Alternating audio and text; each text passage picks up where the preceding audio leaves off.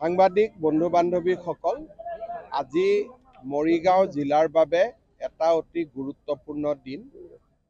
জাগিৰোড আৰু মৰিগাঁৱক সংযোজিত কৰি নিৰ্মীয়মান জাগিভকত গাঁৱৰ যিখন দলং তাক আজি আমি সম্পূৰ্ণ কৰিব পাৰিলোঁ আৰু মৰিগাঁও জিলাবাসী ৰাইজৰ বাবে আজি আমি উৎসৰ্গা কৰিলোঁ।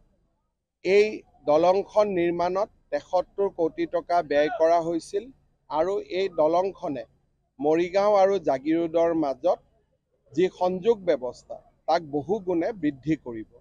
সমান্তৰালভাৱে জাগিৰোডৰ পৰা লাহৰীঘাট হৈ ৰৌতাৰে ওদালগুৰি আৰু ৰৌতাৰে ভূটানৰ লগত জাগিৰোডক সংযোজিত কৰা এক আঁচনিৰো আমি কাম কৰি আছোঁ আৰু সেই আঁচনিৰ অংশ হিচাপে মৰিগাঁও আৰু দৰঙক সংযোজিত কৰি ব্ৰহ্মপুত্ৰৰ ওপৰত নতুন দলং এখন নিৰ্মাণৰ ঘোষণা কেন্দ্ৰীয় চৰকাৰে যিকোনো মুহূৰ্ততে কৰিব।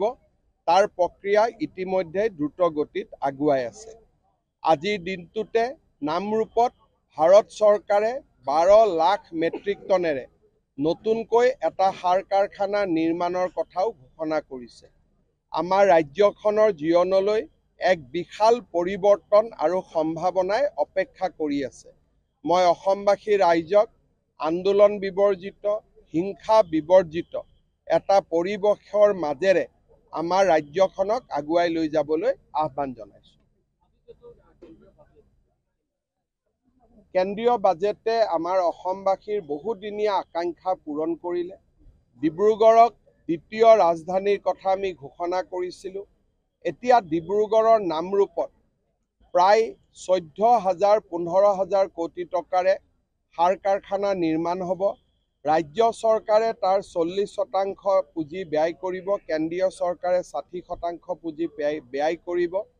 ছেমি কণ্ডাক্টৰৰ পিছত ফাৰ্টিলাইজাৰ, এডভান্টেজ আছাম 2.0ৰ প্ৰাক মুহূৰ্তত আমি সম্ভাৱনাৰ নতুন দুৱাৰ এখন মুকলি কৰিব পাৰিছোঁ।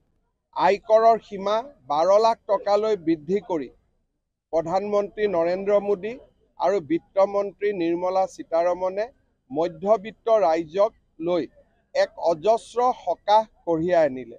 মই প্ৰধানমন্ত্ৰী ডাঙৰীয়া আৰু বিত্তমন্ত্ৰী ডাঙৰীয়াক এই যি মধ্যবিত্ত ৰাইজক সকাহ দিলে তাৰ বাবে তেখেতসকলক মই কৃতজ্ঞতা জনাইছোঁ। হ'ব।